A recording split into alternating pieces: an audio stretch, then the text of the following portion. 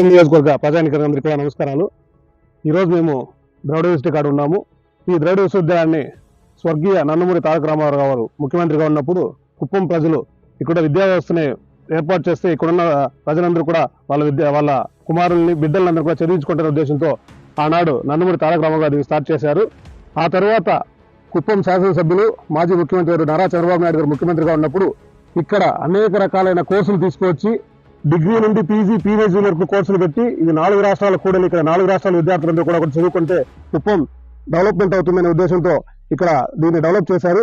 కానీ ఈరోజు ఈ వైసీపీ ప్రభుత్వం వచ్చిన తర్వాత 5 సంవత్సరాల్లో ఇక్కడ పనిచేస్తున్నటువంటి ఉపాధ్యాయులు, టీచింగ్ స్టాఫ్ కానీ నాన్ టీచింగ్ స్టాఫ్ కానీ ఎవరికి జీతాలు లేని పరిస్థితి తీసుకొచ్చి వాళ్ళు ఇక్కడ ధర్నాలు చేసుకునే స్థితికి వచ్చారు. ఈ రోజు ఇక్కడ పనిచేస్తున్నటువంటి టీచింగ్ నాన్ టీచింగ్ స్టాఫ్ అందరూ కూడా రోడ్డు మీద పడ్డారు ఈ రోజు వచ్చి. అదేవిధంగా ఇక్కడ విద్యార్థులందరూ కూడా హాస్టళ్లు మూతపడ్డాయి, కోర్సులు మూతపడ్డాయి. విద్యా వ్యవస్థను పూర్తిగా మూసివేసి లోపల ఉన్న ఖనిజ సంపదను దోచుకోవాలనే ఉద్దేశంతో ఇక్కడ గ్రానైట్ వ్యాపారం చేసుకుని ఈ యూనివర్సిటీని మూసివేసి దీన్ని వాళ్ళ సొంత లాభం కోసం వాడుకోవాలనే ఉద్దేశంతో వైసీపీ ప్రభుత్వం వచ్చి 5 సంవత్సరాల్లో ఈ యూనివర్సిటీ పూర్తిగా నిర్వీర్యం చేసింది. ఒకసారి కుప్పం ప్రజలందరూ కూడా ఆలోచించాలి. యువకులు కానీ రేపటి భవిష్యత్తు చదువుకునే విద్యార్థులు కానీ ఇక్కడ యూనివర్సిటీ లేకపోతే మనం అందరం మళ్ళీ ఎక్కడి నుంచి చదువుకుంటాం?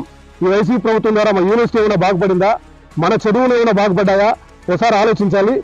కుప్పం నియోజకవర్గంలో నారా చంద్రబాబు గారు ముఖ్యమంత్రి అయితే మాత్రమే ఈ యూనివర్సిటీ మళ్ళీ మునుపటిలో అన్ని కోర్సులు తీసుకొచ్చి యూనివర్సిటీ కలకల్లాడే విధంగా చేస్తుంది. కుప్పం నియోజకవర్గం విద్యార్థులందరూ కూడా మంచి కోర్సులు చదివి భవిష్యత్తులో మంచి స్థితికి వచ్చేదానికి అవకాశాలు ఉంటాయి. కాబట్టి కుప్పం నియోజకవర్గంలో ప్రజలందరూ కూడా ఒకసారి ఆలోచించాలి. రేపటి రోజున 13 జరగబోయే ఎన్నికల్లో నారా చంద్రబాబు నాయుడు గారికి ఓట్లు వేసి ఆయన అత్యధిక మెజార్టీతో ఎమ్మెల్యేగా గెలిపించి ఈ రాష్ట్రానికి ముఖ్యమంత్రి చేసుకోవాలని, ఆ విధంగా చేసుకుంటేనే మన కుప్పం నియోజకవర్గం బాగుపడుతుంది.